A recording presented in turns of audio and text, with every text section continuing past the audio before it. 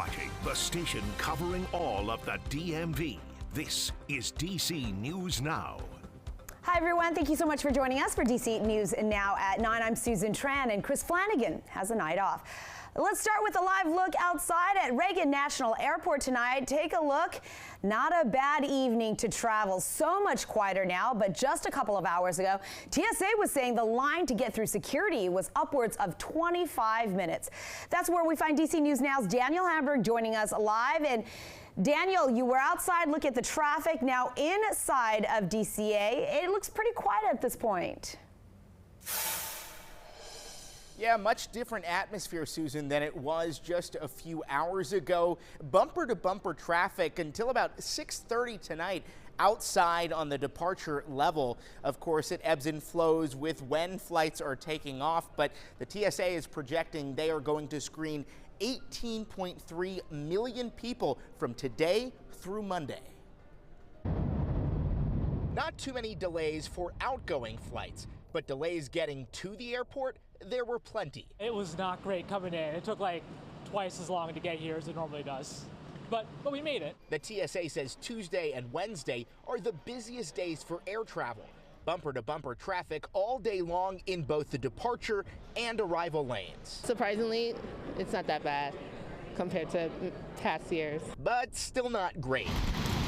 That's why some took Metro instead. I saw that. I was like, no, I'm so glad I didn't ask no one to bring me, or Uber, because they would be in the same traffic as everybody else and costing me a lot more money than $5. I parked in the garage. Yeah, it cost me an arm and a leg. The journey may cost some money, but what's priceless? Food, right? Yeah, lots of food, right? And just spend time with family. Family, food, Black Friday, and the sun. For those still planning to fly out Wednesday, be warned, it's going to be just as, if not busier, than Tuesday. Everybody have a safe and happy, healthy holiday. And so if you do plan on coming here by car, just know you're going to be stuck in a lot of traffic tomorrow. If you want to park here, you can go on Fly Reagan's website. You can see here 1, 2, and Economy Lot. Those are the two parking garages. Both open, still a couple hundred spaces open there. So if you want to check that, you can. You can also, of course, check the TSA wait times on their website, but leave plenty of time if today was any indication. We're live at Reagan National Airport. Daniel Hamburg, DC News Now. All right, some good tools and tips there, Daniel. Thank you. TSA not only seeing a high volume of travelers, but also a record number of passengers bringing guns in their carry-ons, which is illegal. Officials reminding everyone you have to pack your unloaded gun in a hard-sided case, put it in your checked luggage, and then you must declare it with a ticket agent. I will make sure that it is transported in the belly of the plane where nobody has access to it during the flight. Pretty easy. It'll be there when you get to your destination. Good advice. Failure to follow the rules and you could be arrested, lose your TSA pre-check, and face upwards of $15,000 in a fine. TSA is ready to handle the influx of travelers, as saying they have the highest level of staffing in the administration's history. And you should be able to get through security under 30 minutes at airports all across the country. But the biggest cause for some delays and cancellations this season could actually be due to FAA's shortage of air traffic controllers. Senior officials saying that they plan to slow down flight traffic to keep the skies safe. The greatest impacts would likely be felt in the Northeast at airports like Newark, JFK, and LaGuardia. All right, we don't want to slow people down in the weather department. Chief Meteorologist Janessa Webb is here, and hopefully folks can get out tomorrow. Yeah, usually it's always weather we're talking about, yes, right, being the big issue. Not here in the DMV. Daniel telling us about that tracker that you can also follow, but we at our weather team, we actually track it as well. I don't have any current delays at Reagan, so that's a good look, as well as Dulles. BWI did just check that one. No current delays or cancellations situations. And so we'll keep you updated on this forecast as flights are delayed or cancellation due to weather situations happening on Thursday. I don't think much is going to be changing with this situation here on the East Coast because that storm system's well to the west. The only flight concerns I see at this point is out towards the desert Southwest into the Phoenix area, but all these greens across Chicago into Detroit. You do have Atlanta as well, a major hub that is not a big problem. And so live look at DCA right now, we have the wind flow that's starting to die down, and wind chills are going to start to be more of a concern as we get into your Friday. So not a big deal, but it is a little bit on the chillier side for tonight. No cloud coverage. This is setting the tone for a great looking Wednesday. Early morning, we are going to see some sunshine, but this cloud coverage is going to hang around for most of your Wednesday afternoon. I have more on your Thursday forecast with the timing coming up. All right, looking forward to that timeline. Janessa, thank you. New tonight, there are so many heavy hearts in Northern Virginia and beyond. A pilot known for transporting rescue dogs is described as larger than life. Sue Kim was flying a small plane from Maryland to upstate New York with 3 rescue pups, but the crash killed the 49-year-old and one of those dogs. DC News Now's Max Marcilla joining us live. And Max, this is an incredibly devastating loss, not only for the family, but the animal rescue community as well. It really is, Susan. And Sue Kim's family say that he just has such a willingness to help others. Now, combine that willingness to help with his love for animals, and his impact was immeasurable, helping save the lives of many pets and inspiring everyone around him.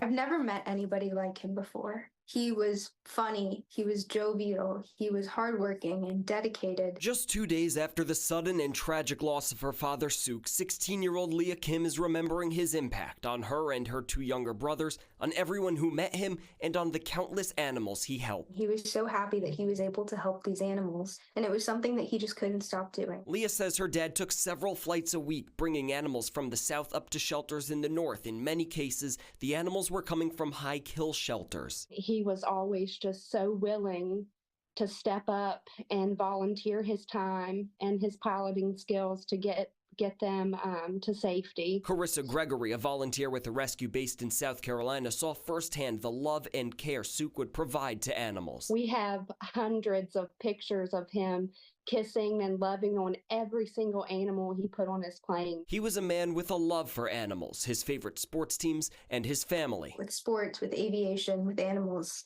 he wanted me and my brothers to take away from that both the same appreciation for these things as well as common ground for us to bond over and be closer. A family grieving the loss of a man who helped so many, now with a simple ask. Love your loved ones a little bit more this holiday season.